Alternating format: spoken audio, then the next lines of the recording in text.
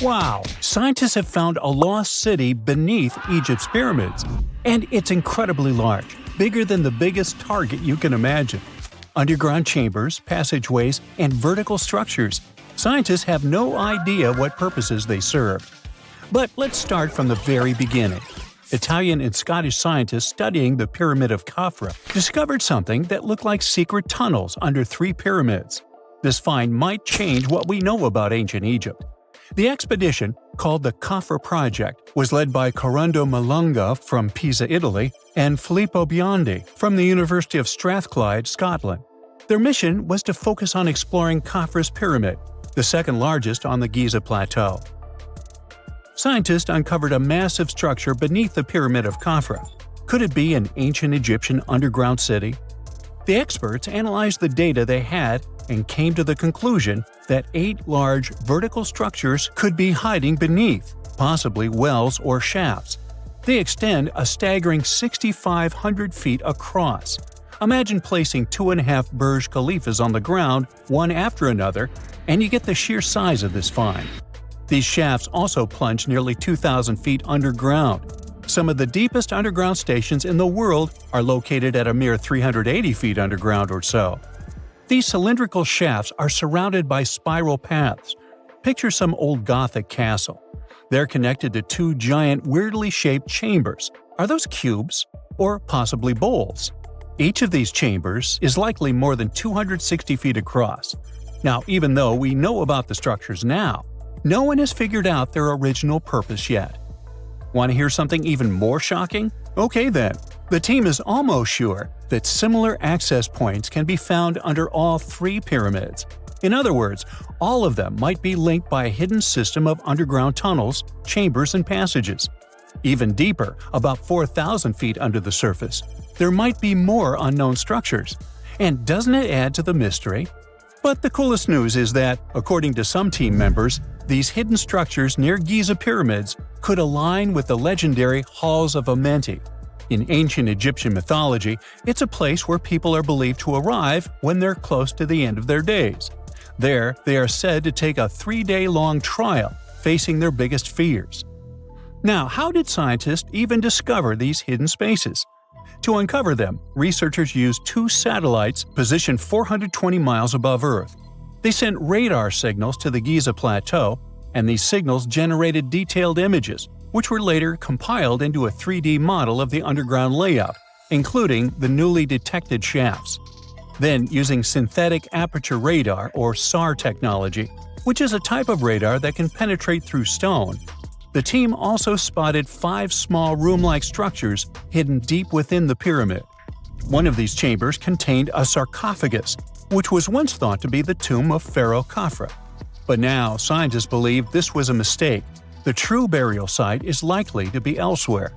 In any case, these 5 hidden rooms were completely unknown before the scans. They seem to be arranged in the center of the pyramid and are linked to underground pathways leading somewhere below the structure. There's an opinion that these tunnels could lead to more hidden chambers and wells. Some of them might be around 4,500 years old. Wow! What if they help us solve ancient civilization mysteries? Preliminary data suggests that all this underground space can be much more than a few empty chambers. There might be many more hidden structures near the Giza pyramids. How come? Well, the thing is, the structure appears to include hollowed-out sections with spiral pathways leading even deeper underground. Refining the images hinting at this could reveal an extensive subterranean network. It might be a whole city hidden under the surface. Now, despite the excitement surrounding these findings, there are also a lot of people who don't believe in the existence of the underground city. They're skeptical about the archaeological discovery in Egypt due to the lack of peer-reviewed verification. That's why several archaeologists and radar experts have challenged the validity of the claims. They've explained that the technology used to make the discovery may not be advanced enough to produce such detailed underground imagery. According to them, the 5 smaller chambers found near the surface could be natural formations, since the area had had sacred significance long before the construction of the pyramids. Some experts have even dismissed the use of radar methods in this context altogether. They call these methods scientifically unproven and question their accuracy. The discovery has also reignited discussions about ancient Egyptian myths and the possibility of hidden texts lying somewhere beneath the Giza pyramids. The layout of the newly detected underground chambers shares similarities with mythological accounts of the Hall of Records, a rumored chamber that could preserve early Egyptian wisdom. If confirmed, these findings could significantly reshape the understanding of Egypt's sacred topography. Plus, this lost city beneath Egypt's pyramid could become physical evidence of previously unknown underground structures. That's why the Khafra project is super eager to begin excavating to confirm their findings. But getting approval from Egyptian authorities is a challenging process. The discoveries still need to undergo peer review before they are accepted by the academic community. By the way, this recent archaeological discovery in Egypt comes on the heels of another discovery involving a weird structure beneath the Royal Giza Cemetery, which researchers believe is unnatural in origin. Archaeologists use remote sensing techniques and uncovered a mysterious L-shaped structure underground in the Western Cemetery of Giza. This area is known to house burials of royal family members and high-ranking officials. Many of the tombs in the cemetery have above-ground mastabas, rectangular stone or mud brick structures with flat roofs. But there is an area in the center of the cemetery where there are no above-ground structures. To investigate this unexplored region, the team used electrical resistive tomography and ground-penetrating radar. ERT works by sending electrical currents into the ground and measuring the resistance to detect remains. As for GPR, it sends radar into the ground and maps the structures based on the radar's return. The team found an anomaly about 6.5 feet beneath the surface. It appeared to be an L-shaped structure measuring at least 33 feet in length. The readings suggested that the structure had been backfilled with sand after its construction. This made the team hypothesize that it could be a mix of sand and gravel, or possibly an air void. This anomaly was classified as a highly resistive structure, which meant it didn't occur naturally. Motoyuki Sato, the study's lead author and professor at Tohoku University in Japan, claims that the structure is not a natural formation due to its sharp shape. Another weird thing about ancient Egyptian pyramids is that historians have long believed that they were built primarily for royals and high-status individuals who had the wealth and power to create such massive structures. However, new research from the archaeological site of Tombos in modern-day Sudan challenges this assumption. The thing is, Tombos' pyramid may have served as burial sites for low-status workers as well as elites. The hard-working members of ancient communities may have found their last resting place in some of the most visible monuments, including the pyramids. Located along the Nile River in the ancient region of Nubia, Tombos became part of Egypt after its conquest of the area around 1400 BCE. That's when Egypt established the site to strengthen its colonial control. Workers at Tombos built pyramids, but those were much more modest than the famous pyramids of Giza. The research team reanalyzed 110 human skeletons from Tombos, originally studied in 2012. In particular, they examined the entheses, the areas where tendons and ligaments attach to bones. Such an analysis can give us insights into the amount of physical labor a person performed. When someone does hard labor, their bones often develop distinct crests and ridges at these attachment points due to the stress on the tendons and ligaments. And while some skeletons showed little change in their entheses, suggesting they belonged to individuals from the upper classes, others showed more serious changes. It means they belong to lower-class workers. This finding can totally challenge our earlier understanding of pyramid burials, especially the idea that only elites were buried in the pyramids, because the pyramids themselves were designed for the elite. This recent research may prove that lower-class workers may have found their final resting place in these monumental structures too. Deep inside the heart of the Amazon rainforest lies a cave so massive, it defies logic. Stretching for 2,000 feet, this tunnel is so big a human could easily walk around inside of it. Its walls are etched with deep, mysterious claw marks. But this is just one of many. If you travel to the south of Brazil, you'll stumble upon over 1,500 similar caves, ranging from modest tiny burrows to massive passageways. These are not your average spooky, bat-filled caverns. They're what researchers call Paleo burrows, also known as ancient underground structures dug by creatures so colossal they make modern elephants look small. Whatever creature dug those tunnels displaced 800 elephants worth of dirt. I know, it still looks like a normal cave, but experts noticed this one was special because the walls were too neat and rounded, and the floor was too smooth. Besides, no water or erosion leaves such signs of serious digging power. These Brazilian caves are the largest geological records of animal activity on the planet. It's like stumbling into a prehistoric house made by creatures the size of cars. To unlock this mystery, researchers analyzed the scratch marks on the walls and realized they had probably been made by giant ground sloths, a species called valgipes, which could weigh nearly 9,000 pounds and eat your average annual menu in about 3 days. Despite being huge, these animals were not earthbenders. They had to work in groups if they wanted to dig such long tunnels. This is why scientists believe many sloths shared the same tunnel and dug it together. Even some giant armadillos may have helped with the digging. After all, they were ridiculously skilled excavators and lived there too. Okay, but why would a giant sloth or armadillo need a 2,000-foot-long underground lair? Great question. And the truth is, scientists aren't totally sure.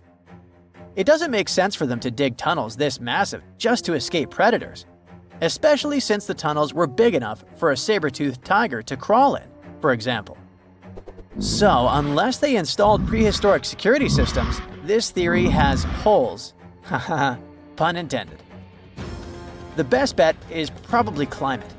Back then, everything was drier and colder, and some species of giant sloths were living their best lives back when Earth was transitioning between cold and warmer periods. Their big bodies usually protected these animals from temperature changes, but drastic fluctuations probably made them hide in order to survive. Besides, just like modern sloths, giant sloths probably had a hard time maintaining their body temperature, and going underground for a while is a great way to protect your babies and save some energy. After all, the bigger you are, the more energy you spend. Some scientists believe these tunnels might have had rotating tenants. One sloth moves in, digs a bit, leaves some scratch marks, moves out. And sometime later, another one crashes there and adds its own decor touches. A hostel for ancient megafauna. All evidence points to a more timeshare situation than a prehistoric private property. After all, these creatures weren't exactly social butterflies. Most sloths and armadillos usually keep things strictly one-on-one, just mom and baby. Yeah, dad sloth stuck around only for the good part. But you probably noticed one tiny detail here. These guys are not around anymore. They went extinct 11,000 years ago, right around the time humans started to get popular on Earth, when another ice age was ending. In fact, 80% of all mammals that were heavier than 2 pounds disappeared then. The first culprit is, of course, the usual suspect: humans. Around 10,000 years ago, a wave of skilled hunters using distinctive tools like spear points spread across North America. The theory goes that American animals weren't used to this new predator, making them easy targets. Once the big plant eaters started vanishing, the big meat eaters followed. They didn't have enough food to survive, and it wasn't just excessive hunting that caused some damage. Early humans may have also harmed ecosystems in ways that made survival harder for large species. But wait, there's another suspect: climate change. Around the same time, Earth's climate got a major shakeup. The climate was going from super cold to only slightly cold. Just so you know, Earth's temperature was about 46 degrees Fahrenheit, making seasons change and plants perish. And if plants are no longer around, big animals that eat them, like our friends giant sloths, have less nutrition, making them even more vulnerable. Many scientists now think that both human impact and climate change played a role, just in different ways depending on the region. In some places, humans may have tipped the balance. In others, nature itself did the job. Either way, it was a perfect storm that ended the age of giants. Turns out, being huge isn't always a plus. Giant animals tend to live longer and reproduce slowly, which makes them sitting ducks when disaster strikes. Besides, it takes a long time for these guys to bounce back. After dinos disappeared, for example, it took 15 million years for new mega mammals to stomp onto the scene. The last major extinction happened around 12,000 years ago. Not really enough time for brand new massive beasts to evolve. Today's biggest ground animals, like elephants, rhinos, and bison, aren't newcomers. They're actually the tough survivors of that ancient chaos. And, well, at least we still live alongside the blue whale, the biggest mammal ever. But why did some prehistoric animals get so gigantic in the first place? Well, being big has some perks, in spite of all the extinction thing. It keeps you safe from predators and helps you win the fight for food. If plant eaters bulked up, predators had to level up too, just to keep up. And the environment plays a big role. You see, cold-blooded animals might grow bigger in hot places to stay cool, and warm-blooded giants thrive in cold places to stay warm. One paleontologist even suggested that some dino-sized vegetarians needed those massive bellies just to digest the tough, woody plants of their time, as if they had a salad bar inside their bodies. There's also the thing with oxygen. Back then, Earth's atmosphere had way more of it. That's a big deal, especially for creatures with less efficient breathing systems like insects. Higher oxygen levels meant their bodies could handle more growth and more activity, kind of like nature's turbo mode. We also have to discuss bones, specifically the lighter ones. Many huge dinosaurs had air sacs built into their skeletons, just like modern birds. This made their bones strong but not ridiculously heavy, meaning they could grow super tall or long without collapsing under their own weight. Those air sacs also helped with cooling down, which is super important when you're basically a walking oven of muscle. On the flip side, modern mammals are limited by gravity and biology. Bigger bodies need stronger hearts, lungs, and blood pressure just to keep functioning, and land doesn't offer much support. This also explains why whales got even bigger than dinosaurs. The ocean acts like a natural support system, which pretty much means that buoyancy helps hold up all that mass. So blue whales can hit a jaw-dropping 330,000 pounds without turning into pancakes. On land, that kind of size would be a serious health hazard. So ancient giants weren't just freaks of nature. They were the result of the right mix of air, food, physics, and environment working together in just the right way. The whole extinction event surely is a bummer for giant sloths that worked as gigantic engineers of nature, but it surely prevented us from sharing the planet with insects the size of crows, like some types of griffinflies or millipedes reaching almost 6 feet in length. Yikes! Now, if you'll excuse me, I'm going to appreciate modern sloths. Slow, small, and thankfully incapable of terraforming the landscape and giving me insect-related panic attacks. Beneath the sands of Luxor, scientists found something that was perhaps never meant to be found. Over 1,000 decorated stone blocks that belonged to the ruined temple of a woman pharaoh. It got us thinking, why was this temple so brutally destroyed, and who was this woman? Her name is Hatshepsut, and she is now considered one of Egypt's greatest pharaohs, but for a long time, history almost forgot her. She ruled during the 18th dynasty, from around 1479 to 1458 BCE. She's remembered for her ambitious building projects, successful military campaigns, and flourishing trade expeditions. It turns out she was one out of 4 women to take the title of pharaoh in Egyptian history. The next woman would have to wait for 1,500 years to reign, and that woman we know as Cleopatra. The story of how Hatshepsut got to be a pharaoh is the most colorful part of this tale. As far as most dynastic rules go, It's usually men that are first in line for royal thrones. In Egypt, that was the same. That's why, when Pharaoh Thutmose I had a daughter as his firstborn, that was a big no-no as far as his succession line went. A few years later, Pharaoh Thutmose I passes away. The crown passed to Thutmose II, who ruled briefly, only to leave the throne to his infant son, Thutmose III. In this scenario, Hatshepsut was this pharaoh's stepmother. So what happened was that Hatshepsut served as advisor to her stepson, since he was too young to rule on his own. But after 7 years, she made an unprecedented move. She decided to seize power and declared herself Pharaoh of Egypt. Now this was not a simple power grab. Hatshepsut understood that if she wanted to rule, she had to present herself as a legitimate king. In a bold move, she adopted the full royal regalia, including the false beard, traditionally worn by male pharaohs. She was often depicted in statues and hieroglyphs as a man, wearing the pharaoh's kilt and headdress. But this wasn't about disguising herself. Experts believe she never tried to hide her identity. Inscriptions on her statues often included feminine titles, like Daughter of Re, or grammatical structures that combined male and female terms, such as His Majesty herself.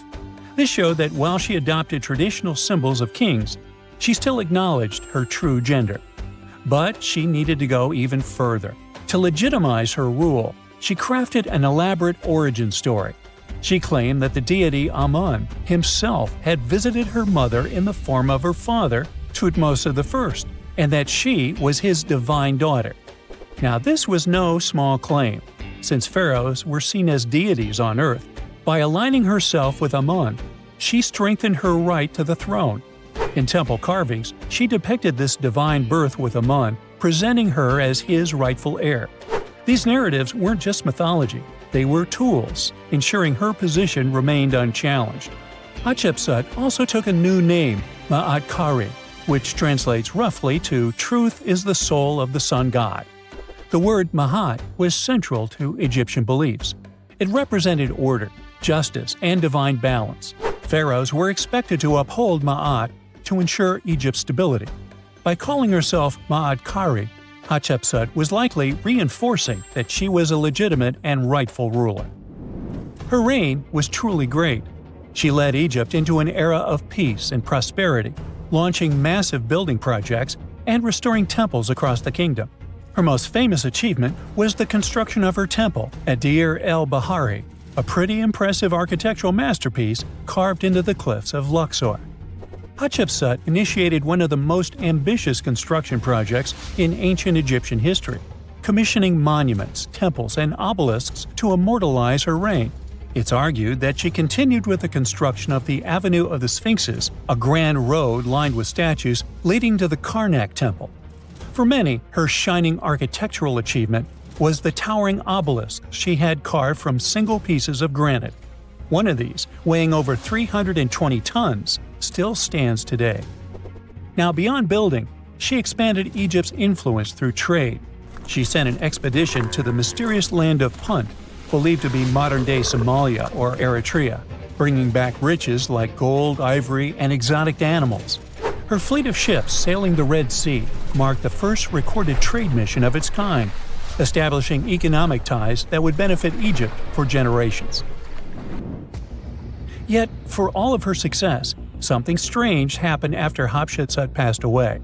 Her successor, aka her stepson Thutmose III, who had been overshadowed by her rule, took a drastic step. He ordered her name to be erased from history. Her statues were defaced, her inscriptions chiseled away, and her achievements credited to other rulers. It was as if she had never existed. Some believe Thutmose III wanted to reclaim his rightful place as pharaoh, while others suggest that later rulers, uncomfortable with the idea of a female pharaoh, sought to restore traditional male dominance. The story gets even more tragic. The power struggle between stepmother and stepson continues, since, even after her passing away, Thutmose III built his own temple right next to Hatshepsut's at the Valley of the Kings. But he built his temple with one deliberate modification. His monument was built 11 feet higher than hers. Mind you that this was no accident. It was a symbolic statement. He wanted to overshadow her legacy. But history had other plans. Hatshepsut's legacy started to be rediscovered in the 19th century, and it was only through careful archaeological investigation that her reign was properly recognized. Today, Hatshepsut is remembered as one of Egypt's greatest pharaohs. Her reign, once erased, has been reconstructed through constant archaeological discoveries, proving that her power and influence could not be so easily forgotten. Her resting place had been hidden in plain sight, her body removed from its original chamber in an effort to erase her from history. This final piece of evidence cemented her legacy, proving that even attempts to erase a pharaoh could not really do it.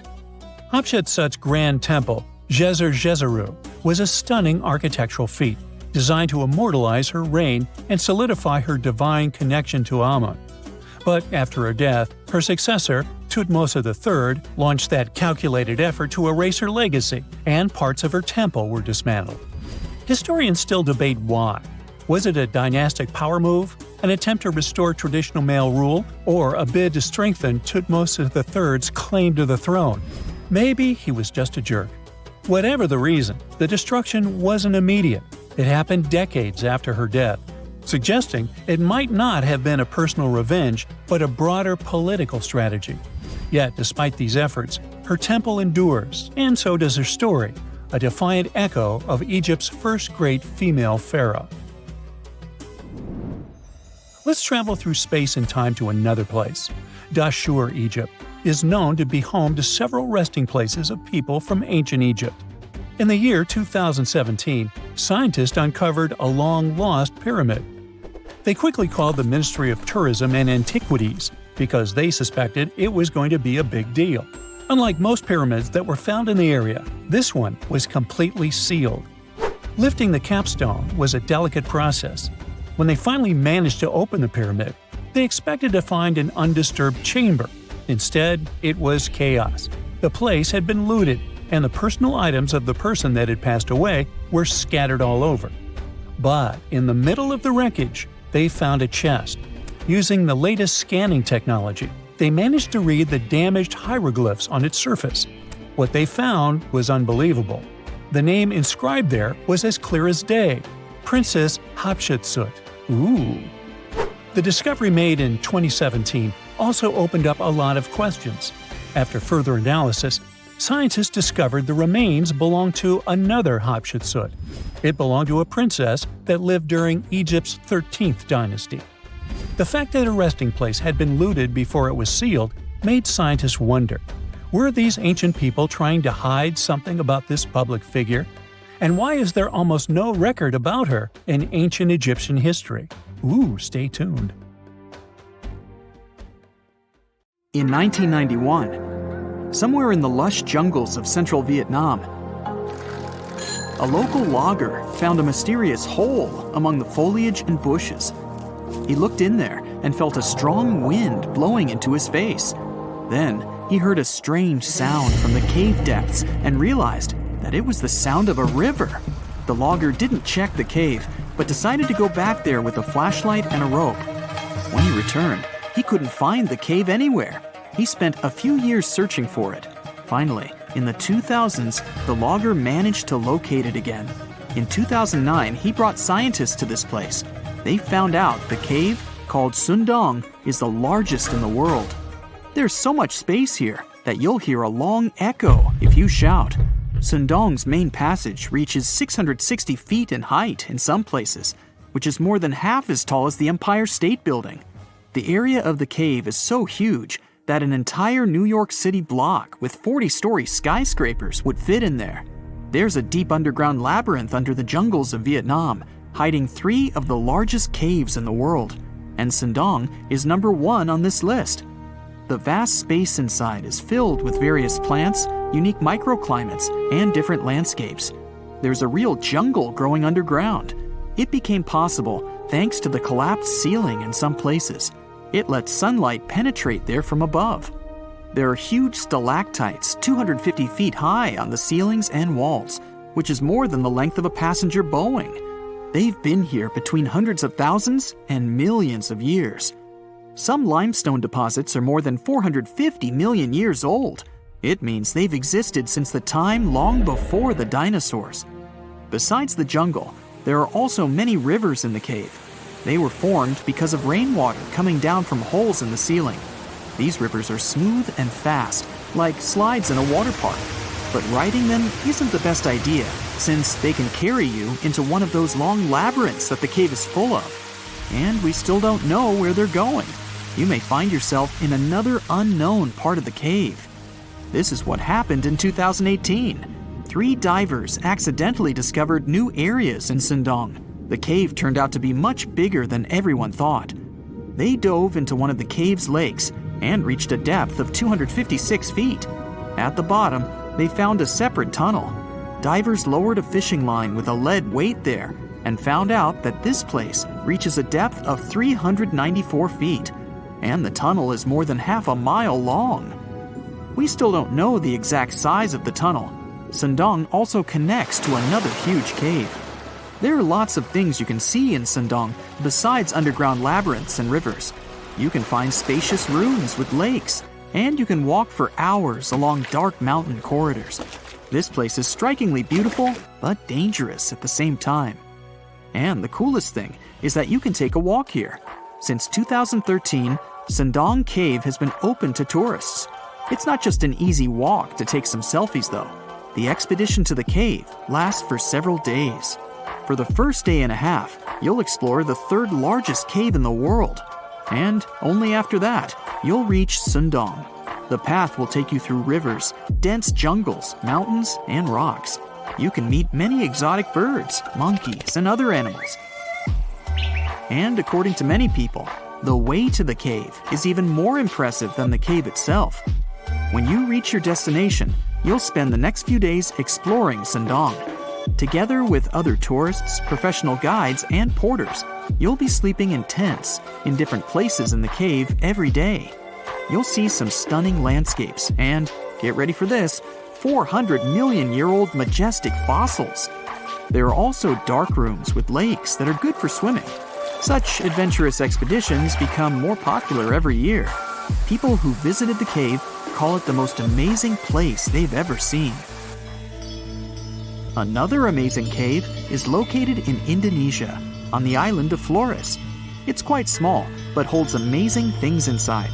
In 2003, a group of scientists discovered ancient artifacts here, including fossils of primitive tools, such as sharpened stones. Scientists realized that hundreds of thousands of years ago, this place was home to our distant ancestors. Then they found a very unusual female skeleton. That woman was only 3.5 feet tall. This is the height of the waistline of an average adult person. That woman had no problems with her spine or with the development of her bones, though. This and other skeletons found in the cave belong to some unknown human ancestors. Scientists called this species Homo floresiensis, or simply, Hobbit. The woman's weight was about 35 to 79 pounds. Analysis of the skull and bones showed she was about 30 years old. Hobbits probably lived on Earth between 190,000 and 50,000 years ago. There's a chance they met the ancestors of modern humans. The next cave is in Turkey. Imagine that you live in an old house and decide to make some repairs. You throw all the old stuff out of the rooms. The last place to sort out is your basement. You've hardly ever visited it and have no idea what's hidden there. But it's pretty spacious, so you decide to turn it into a room.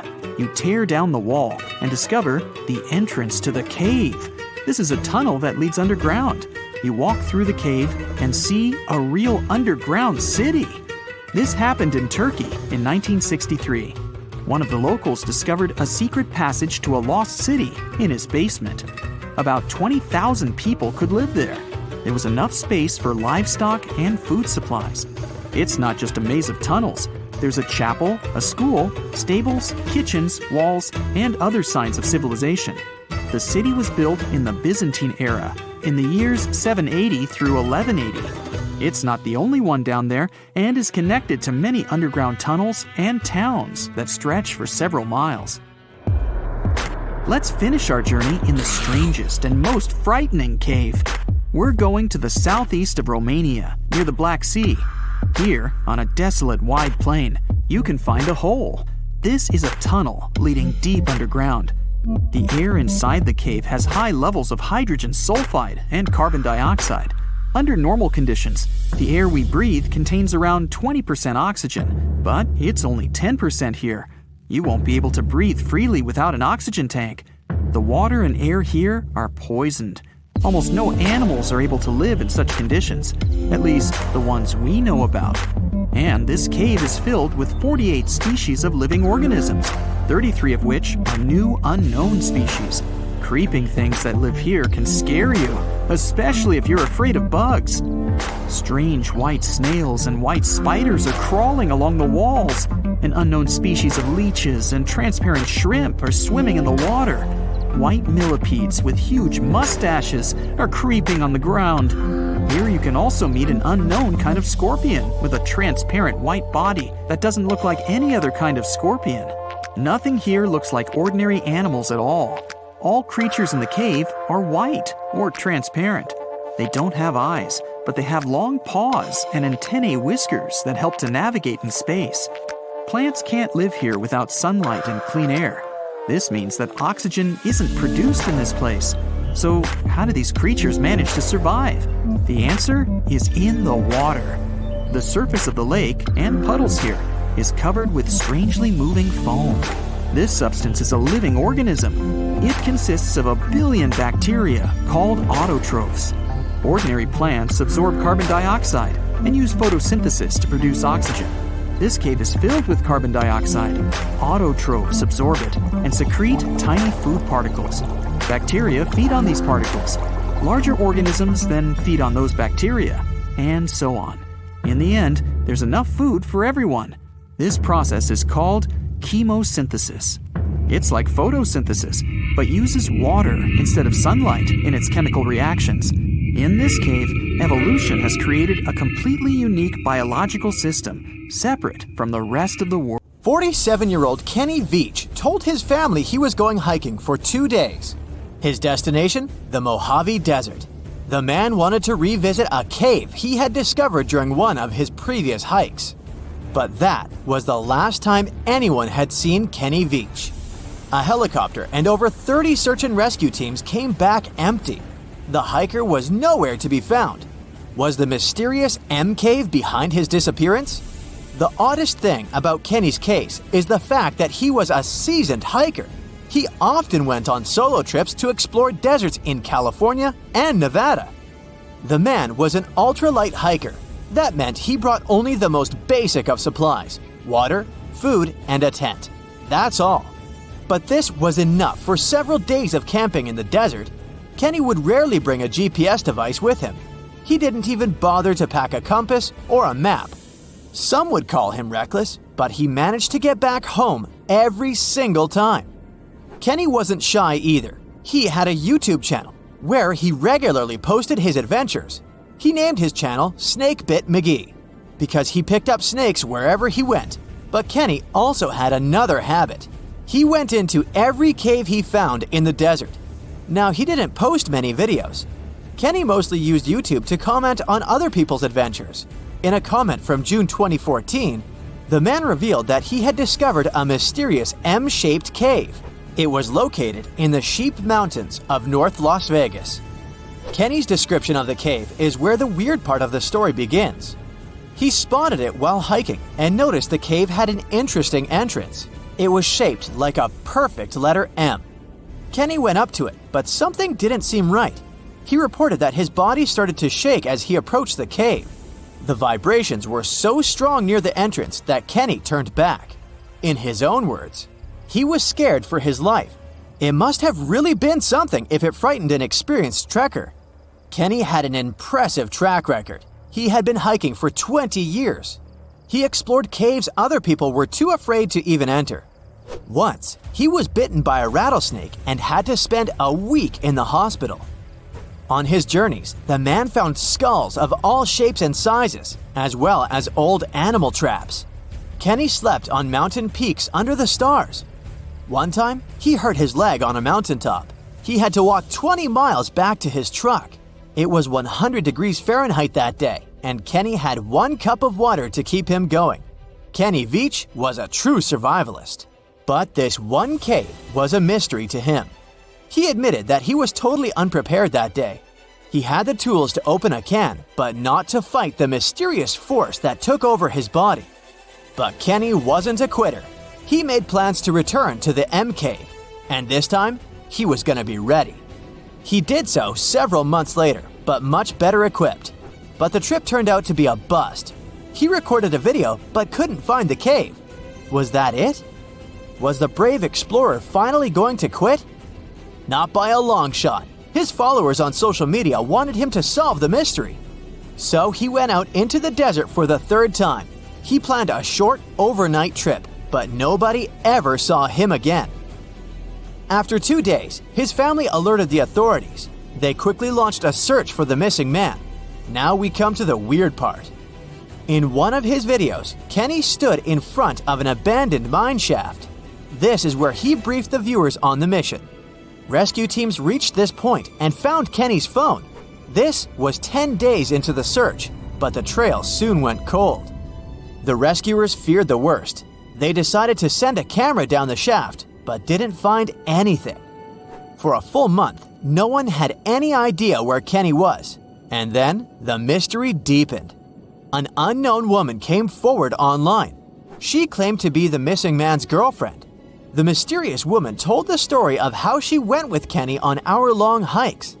She urged hikers to use GPS not to get lost. And then, a claim that shocked social media users.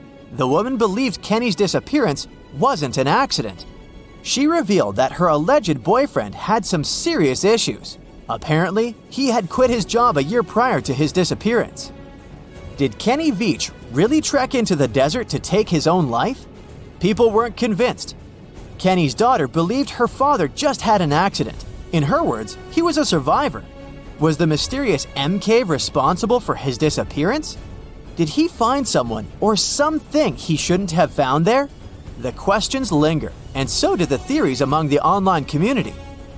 Fellow hikers and YouTubers were determined to find the M cave. This would solve Kenny Veach's mysterious disappearance once and for all. In 2021, one hiker got lucky. He claimed to have found the secretive M cave. For safety reasons, the man couldn't reveal his exact location. The cave sits somewhere near Nevada State Route 375 East. The entrance to the cave really looked like an oversized letter M, just like Veach described it. But the shape is too hard to notice from ground level. Only when you look at it from above is the M shape visible. Who knows? Hikers might have been walking past it for years without noticing the cave. Even Kenny couldn't locate the entrance the second time he went looking for it. The cave wasn't very deep, but there was something odd at the entrance. There appears to have been a straight line of rocks. Did someone try to wall off the entrance? And at the back of the cave, there was an even stranger find. Small pieces of wood were scattered along the floor. They looked a lot like 2x4s that are used in construction. Was there a door here once? The hiker found a nail sticking out of the stone. It could be part of a latch that was there some time ago. But the strangest part was the writing on the wall. Hatch or Veach? It's hard to tell. The hiker that discovered the cave didn't want to stay to find out. He left the cave in a hurry. No, it wasn't because he felt a strange vibration in his body like Kenny. He just didn't want to be in a desert cave in the middle of nowhere. This is the Mojave Desert, one of the most dangerous landscapes on Earth. Could this setting better explain how Kenny Veach disappeared without a trace in 2014? The desert's nickname is well-deserved. This is where scientists recorded the hottest temperature on the planet. 134 degrees Fahrenheit, and the average temperature during summer, just 113 degrees Fahrenheit, no sweat. But you'll also need a blanket. At night, the air temperatures drop well below freezing. Talk about a climate roller coaster. And the list of dangers doesn't end there. The driest and hottest place in the United States is home to dangerous animals. Mountain lions, venomous lizards, spiders, and wasps. You name it. Any one of these animals can end the life of an unsuspecting hiker. There is a reason why Kenny always wore snake guards when trekking. And then there are mine shafts. Local authorities strongly advise hikers not to enter them. These old mines from the 1800s are highly unstable. A person can easily fall down a hidden shaft. They also have pockets of bad air, which can suffocate a person. And remember the likable wildlife? They too live in these shafts. Rattlesnakes, scorpions, and black widow spiders. Kenny Veach could have easily fallen into one of these shafts, and there would be no help for him from miles around. Since Nevada is one of the least populated states,